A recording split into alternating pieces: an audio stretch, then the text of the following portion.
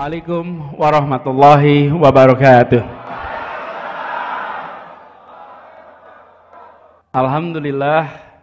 Alhamdulillahilladzi arsala rasulahu bil huda wa dinil haq liyudhhirahu ala dini kullihi wa kafa billahi syahida. Asyhadu an la ilaha illallah wa asyhadu anna Muhammadan abduhu wa rasuluh. Allahumma shalli ala sayyidina Muhammad wa ala alihi wa ashabi ajmain. Amma ba'du. Bapak Ibu sekalian, izinkan saya menyampaikan rasa syukur. Ketika 2 pekan yang lalu Pak Ketum bersilaturahmi dan menyampaikan bahwa akan ada raker pertama Partai Umat, saya sampaikan pada beliau bukan saja selamat atas rakernya, tapi selamat perjuangannya telah memasuki fase baru. Dan tadi diceritakan perjumpaan 10 tahun lalu, Pak Amin kami ini berteman lintas generasi, Pak Amin. Almarhum ayah dan almarhum ayahnya itu bekerja bersama di UII, Pak. Bekerja bersama. Saya kenal beliau ketika mungkin masih SD ya, sejak SD SMP. Dan kita tidak membayangkan bahwa 2, 3, 4 dekade kemudian kita bersama-sama dalam sebuah majelis yang luar biasa ini. Dan saya bersyukur, tentu kita sampaikan selamat setelah melalui perjuangan panjang dari mulai pendiriannya dengan segala macam tantangannya. Akhirnya Partai Umat lolos menjadi peserta pemilu 2024. Dan kok ya kebetulan tahun 24 nomornya 24. Itu Allah punya rencana sendiri. Jadi selamat. Ini tadi disampaikan sebagai mesin baru. Tapi sambil saya mendengarkan penjelasan Pak Ketua Umum, sambil memandang semua ini, tidak ada wajah-wajah baru di sini. Ini orang-orang berpengalaman semuanya. Iya, Pak Amin Rais, Pak MS Ka'ban, Bang Sabri Saiman, dan semuanya ada di sini. Semuanya adalah orang-orang berpengalaman, casingnya yang baru di sini. Ya. Tapi semuanya punya rekam jejak perjuangan. Bukan datang tanpa rekam jejak. Dan itu yang kita ingin tawarkan ke depan. Tapi sekalian banyak dari kita bicara tentang masa depan, menyampaikan gagasan, menyampaikan visi dan misi. Itu baik, itu perlu. Supaya kita tahu apa yang direncanakan untuk masa depan Republik ini. Tetapi misi, visi, sehebat apapun dia tidak kredibel bila tidak ditopang dengan rekam jejak perjuangan yang ada. Karena apa yang disampaikan sebagai visi, misi ini adalah imajinasi. Imajinasi tentang masa depan, apa yang mau dikerjakan besok. Tapi itu hanya bisa dilaksanakan bila kita melihat siapa yang bersiap menyelenggarakannya. Siapa yang membawa rekam jejak yang bisa membuktikan bahwa rencana itu bisa dilaksanakan. Misi itu bisa dilaksanakan. Visi itu insya Allah bisa jadi kenyataan. Karena itu ketika di sini berkumpul bersama dengan sebuah misi yang cukup tegas, melawan kezaliman dan menegakkan keadilan, maka ini bukan sekedar misi, tapi ini ditopang oleh orang-orang yang membawa rekam jejak perjuangan selama ini. Jadi kalau mengatakan akan melakukan A, tapi yang mau melakukan tidak memiliki rekam jejak untuk mengerjakannya, bagaimana kita bisa menyatakan ini kredibel? Okay? Karena itulah yang perlu didorong adalah justru menjelaskan bahwa yang membawa misi ini, yang mengemban misi ini adalah mereka-mereka yang memiliki rekam jejak yang kredibel. Dan ini sesungguhnya yang perlu didorong sekarang. Banyak di antara kita hanya membandingkan rencana. Rencana bisa dibuat seindah mungkin, tapi rencana itu adalah imajinasi. Itu adalah khayalan soal masa depan. Tetapi rekam jejak bukan khayalan. Rekam jejak adalah kenyataan. Itu yang membedakan. Nah, kita berharap sekali bahwa Partai Umat nantinya bisa menjadi salah satu penjaga utama di dalam menuntaskan semua agenda yang 25 tahun lalu dicanangkan dalam gerakan reformasi. Di mana Bapak Amin Rais menjadi bapak reformasi pada masa itu. Persis 25 tahun kemudian, tahun ini kita memasuki sebuah fase di mana demokratisasi, dan 5 agenda reformasi yang diungkap di tahun 98 harus dikalibrasi hari ini. Dikalibrasi itu dipastikan masih searah dengan titik awal keberangkatan perjalanan ini. Bila perjalanan ini menuju kepada sebuah tujuan, maka setelah berjalan 25 tahun, dievaluasi ulang. Apakah rute yang ditempuh selama ini adalah rute yang direncanakan 25 tahun yang akan datang. Dan saya yakin, insya Allah Partai Umat akan bisa mengawal agenda itu ke depan. Dan ini juga yang sesungguhnya menjadi gagasan utama yang dibawa selama ini.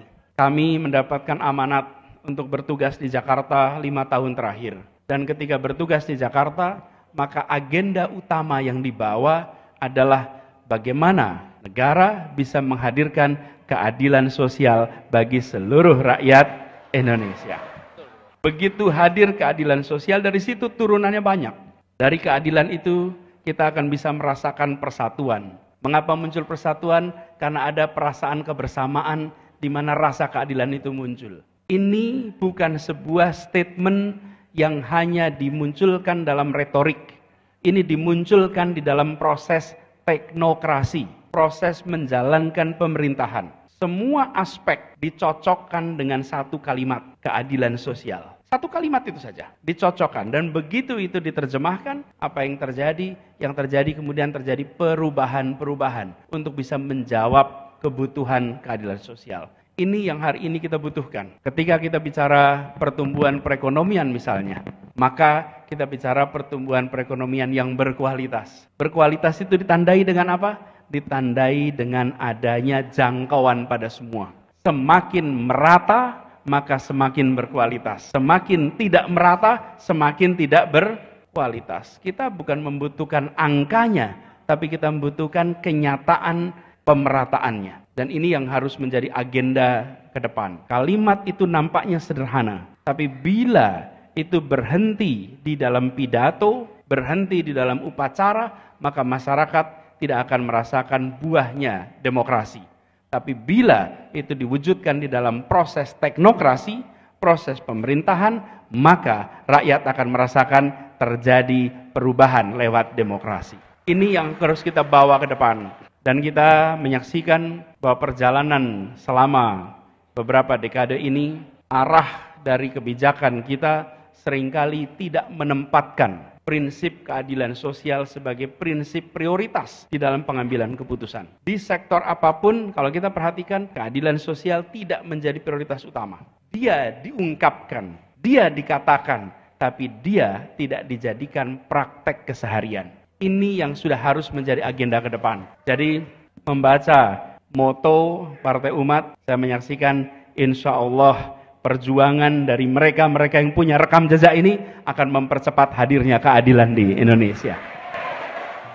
Dan ini juga yang kemudian menjadi PR bagi semuanya. Bahwa kita ingin ada kesetaraan kesempatan, kesetaraan di muka hukum. Memastikan bahwa di Republik ini semua setara. Itulah sebabnya kita berharap sekali perjuangan ini akan bisa direspon oleh masyarakat. Kami yakin kalau melihat suasana yang ada sekarang di luar, suasana di luar adalah suasana yang menginginkan perubahan untuk hadirnya keadilan. Ini suasananya. Tapi suasana ini harus direspon dengan benar, direspon dengan baik supaya kita bisa mengawal agenda itu menjadi kenyataan. Tantangan tidak kecil, tapi kita tidak boleh cengeng. Kita tidak boleh berharap tidak ada tantangan. Di dalam sejarah perjuangan selalu ada tantangan. Tidak ada perjuangan yang tanpa tantangan. Akan selalu ada. Justru penting sekali dari kita dari awal menyadari ketika perjalanan itu mendaki, maka dia akan membutuhkan energi yang ekstra. Ketika jalanan itu berliku, maka kita tahu akan banyak rintangan di tengahnya. Tapi kalau kita mau pilih jalan yang nyaman, jalan yang menghemat energi, pilih jalan turun dan mendatar. Tapi jalan turun dan mendatar tidak mengantarkan kemana-mana. Perjalanan mendaki itu mengantarkan kepada puncak-puncak baru keberhasilan semuanya. Jadi kalau di Partai Umat ini banyak tantangannya, artinya sedang jalan mendaki, Pak. Kalau jalannya itu menurun, itu santai, nggak ada tantangan, Pak. Kalau santai, ringan gitu, ini berarti jalan lagi turun. Jalan turun itu tidak kemana-mana. Tapi kalau lagi mendaki, yakinlah walaupun gelap, ini akan sampai kepada puncak-puncak baru. Bapak Ibu sekalian yang saya hormati, kita berharap hadirnya Partai Umat juga menjawab tantangan-tantangan perubahan ke depan. Ketika kita memperhatikan tantangan ke depan, maka umat, Partai Umat yang membawa nama umat, kita harus menjawab perubahan zaman. Umat Islam bukan saja menjawab tantangan yang dihadapi oleh umat Islam, tapi harus bisa menjawab dan memberikan jawaban atas tantangan yang dihadapi umat manusia. Umat Islam harus menawarkan jawaban bagi tantangan yang dihadapi oleh umat manusia. Kebanyakan kita menghabiskan energi hanya memikirkan bagaimana menjawab tantangan umat Islam. Itu penting dan tidak dilupakan. Tapi kita harus perluas, apalagi dengan ada Partai Umat ini. Artinya mewakili sebuah komponen penting. Tantangan luar biasa. Ada tantangan objektif umat manusia. Mulai dari climate change. Perpindahan penduduk dari desa ke kota. Masalah hunian, berbicara lagi perkembangan teknologi, ada artificial intelligence, ada bioteknologi, yang semuanya mendatangkan kesempatan, tapi juga membawa risiko.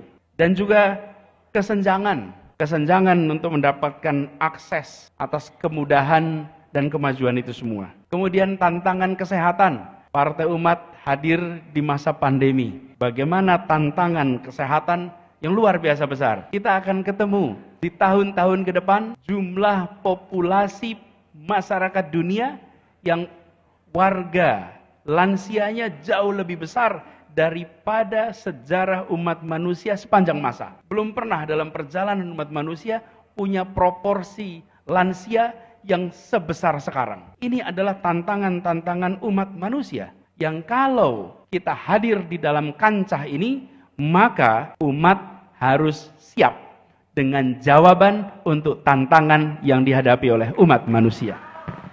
Kenapa ini penting?